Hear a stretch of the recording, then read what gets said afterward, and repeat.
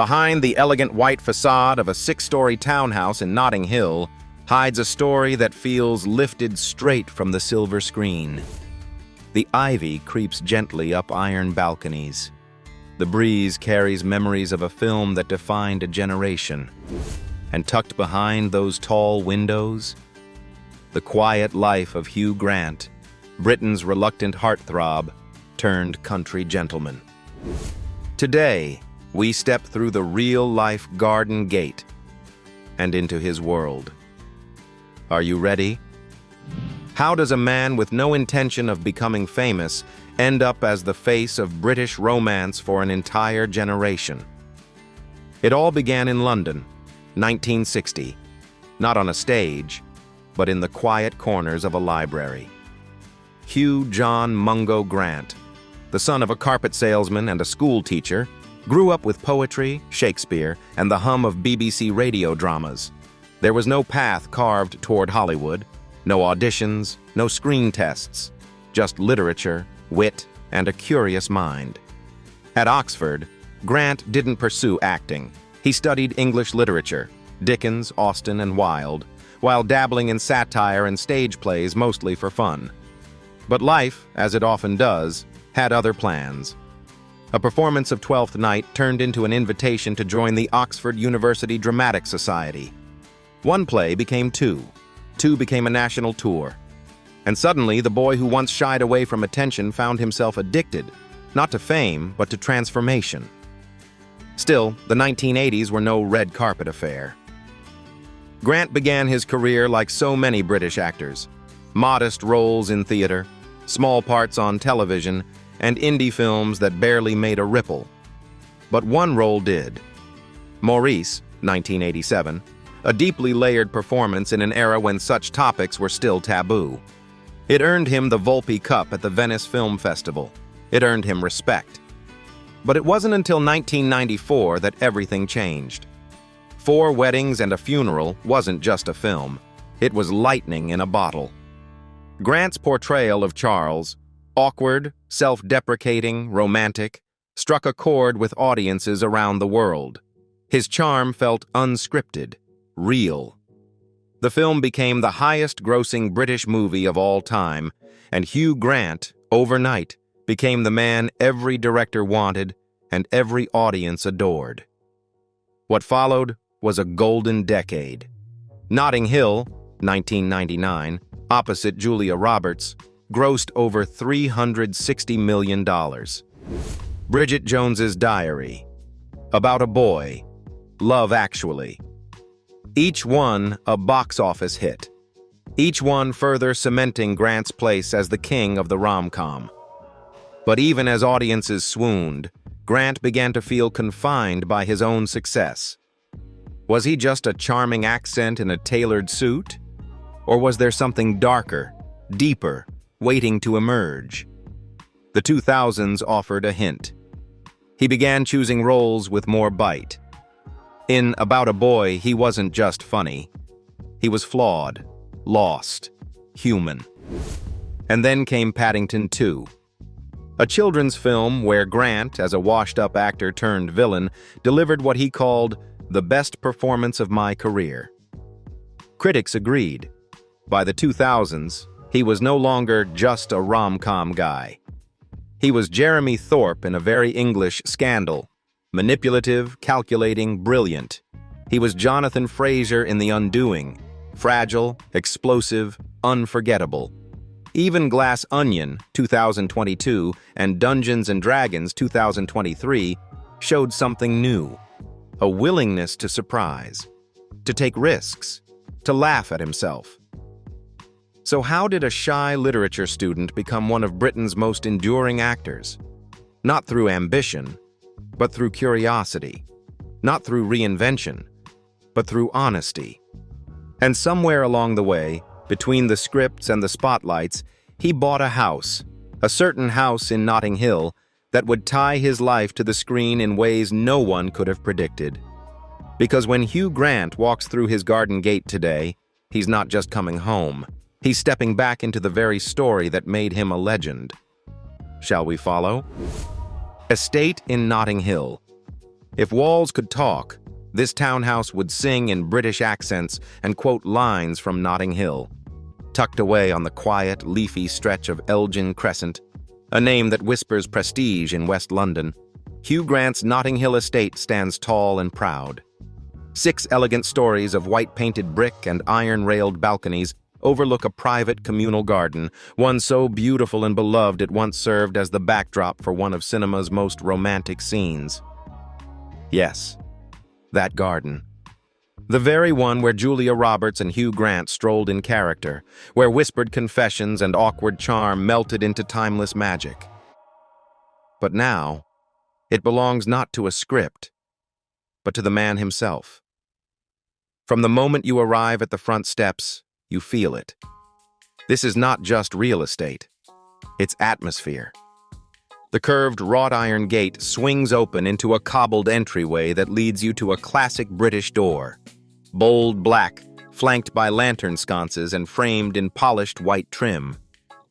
Step inside, and the hush of the street gives way to a quiet kind of grandeur. The drawing room, located just above street level, welcomes you with soft light from tall sash windows. Crown moldings dance along the ceiling, and an ornate stone fireplace anchors the room in timelessness. The color palette is muted, almost literary. Creamy whites, warm woods, charcoal accents. One imagines Grant sitting here with a script in one hand and a cup of Earl Grey in the other, sunlight filtering through linen drapes. Walk further, and the house unfolds vertically, as London townhouses do. A staircase of oak and iron coils upward like a ribbon, linking each level with quiet elegance. The kitchen and dining area feel like an oasis. Open plan, but still intimate. French doors swing out to a private patio that melts into the garden beyond. It's here, perhaps, that Grant reads on summer mornings, or hosts quiet dinners lit by lanterns and laughter. The bedrooms upstairs are modest in size, but generous in feeling. Floor-to-ceiling windows open onto balconies where birdsong replaces traffic. Each room offers its own view of treetops and terrace rooftops, a rare perspective in the heart of a pulsing city. The master suite, rumored to be on the top floor, is said to include a dressing area and bath that looks out across the skyline, the city's story unfolding beneath him. But the most enchanting level might be the lowest. The basement has reportedly been converted into a private screening room. Velvet chairs, vintage posters, and a sound system fit for the man who's seen cinema from every angle. Maybe, on rainy London nights, this is where he revisits his own work, or escapes it. What makes this home extraordinary isn't just its $17 million price tag or its architectural pedigree, it's the overlap, the gentle blur between character and creator. From the second-floor balcony, you can look down at the communal garden and feel the echoes of fiction. The gate Julia Roberts once passed through is the very one Grant now walks his children past. The home is both legend and refuge, and in many ways it's a symbol of the actor himself, timeless, charming, a little reserved, and surprisingly private. Because while it was Notting Hill that brought Hugh Grant to this neighborhood in the minds of millions, it's this house, this very real, very lived-in sanctuary, that ties his real life to the real one. It's not just a house in a famous postcode, it's a story still unfolding behind those tall windows and iron balconies, a personal sequel, a quieter, richer chapter. But even in a storybook townhouse like this, sometimes the sky calls you higher. And when it does, Hugh Grant answers, from a penthouse in Chelsea with views that stretch across all of London.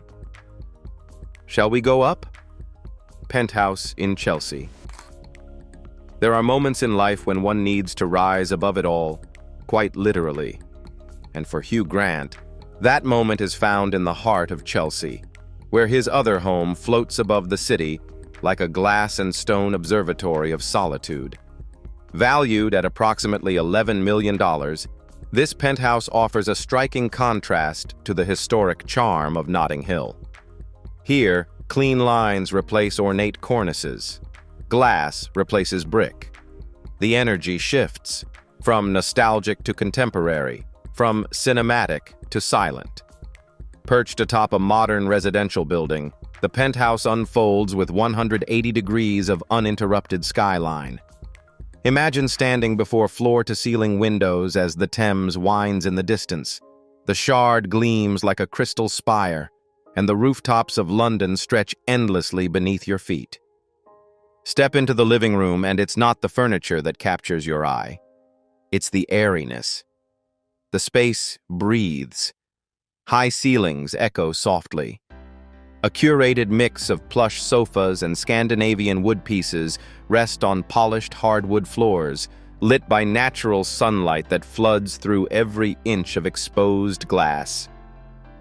There are no heavy drapes here, no grand chandeliers, only open sky and quiet luxury. The open-plan layout leads seamlessly to the kitchen, designed less for show and more for use. Sleek cabinetry in soft gray, a center island with bar stools, and European appliances built flush into the walls. It's a space built for a man who values simplicity, and likely makes a mean omelet when no one's watching. But the crown jewel is the master suite. Tucked into the corner of the penthouse, it commands the best view in the house. An entire wall of London, visible from the bed.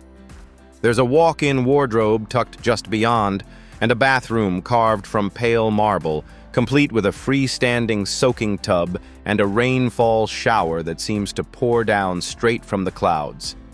Other rooms are carefully tucked away, perhaps a music room with a vintage piano, or a quiet study stacked with leather-bound novels and annotated scripts. No cameras, no audience, just the rhythm of a life lived privately. There's also a narrow balcony, the kind where you can sip coffee in the morning or raise a glass of wine at sunset without a single flashbulb in sight. Even the building's security is designed for discretion. Private elevators, coded access, and soundproof insulation that turns chaos into calm. This is where the leading man disappears, where the voice heard on red carpets gives way to pages turning in silence, where the most famous smile in Britain is no longer performing, just being. In this penthouse, Grant is not acting. He is existing beautifully. But for all its elegance and elevation, the Chelsea penthouse is just one thread in the fabric of his life. The question now is, what has all this success truly built for Hugh Grant? Let's talk about the quiet fortune behind the charm. For a man who once claimed he had no desire to be a movie star, Hugh Grant has built a fortune that says otherwise, quietly, steadily, and with the kind of charm only he could pull off. Today, his net worth stands at approximately $150 million. He's never been the face of a perfume brand or fast fashion empire. No flashy endorsements, no lifestyle lines. His wealth grew quietly, the kind that doesn't scream in headlines but speaks volumes in freedom. And perhaps that's the key to Hugh Grant's enduring elegance. He never chased fame or riches. He let them come to him. And when they did, he chose to build not an empire, but a life of privacy, of poetry, of penthouses and period townhouses. But wealth in Grant's world has always been a tool, not a trophy. And he's used it not just to live well, but to fight for those whose voices have been ignored. Let's step into the part of his story that doesn't appear on red carpets: the causes, campaigns, and quiet generosity of a modern gentleman. Philanthropy. Not all heroes wear costumes. Some show up in tailored suits, armed with a sharp mind and a quiet fury. For Hugh Grant, the turning point wasn't a film. It was a scandal. In 2011, when the phone hacking practices of British tabloids were exposed, Grant did something most celebrities feared. He spoke up, loudly, publicly, unflinchingly. He became the face of Hacked Off, a campaign demanding ethical reform in the media. He stood before Parliament, not as a movie star, but as a citizen. calling for laws that would protect ordinary people from invasive press tactics. His words didn't come from a script. They came from experience. Years of his private life splashed across headlines without consent. But his activism didn't stop at privacy. When COVID-19 struck, Grant quietly funneled donations to the UK's National Health Service, NHS. He didn't announce it in press releases. He simply acted. Because to him, the NHS wasn't just a public service. It was a lifeline worth fighting for. He later joined campaigns advocating for increased healthcare funding, publicly denouncing attempts to privatize what he called a sacred British institution. His philanthropic reach stretches further. He's a longtime supporter of Marie Curie Cancer Care, Sparks Charity, and Overcoming MS. Organizations helping children, cancer patients, and those battling multiple sclerosis. He's auctioned off memorabilia from his films, played charity golf, and helped raise millions. Not for image, but for impact. And in recent years, his political voice has only grown stronger. He's supported independent candidates in the UK who stand against extremism and corruption. He's used his platform on social media not to promote films, but to raise awareness during natural disasters, conflicts, and humanitarian crises. Fires in Australia, earthquakes in Turkey, refugee aid in Ukraine. His tweets often come with a simple call: donate here. Grant's philanthropy isn't about grand gestures. It's about consistency, conscience, a sense of duty that mirrors the quiet resolve in so many of his characters, the kind who do the right thing when no one's watching. But for all the causes he supports and the speeches he gives, the real Hugh Grant might be found not behind a podium, but behind a stroller. Because these days, his most meaningful role isn't on stage or screen. It's at home. Personal life. Once dubbed the Eternal Bachelor, Hugh Grant wore charm like a perfectly tailored blazer, casual, effortless, and slightly elusive.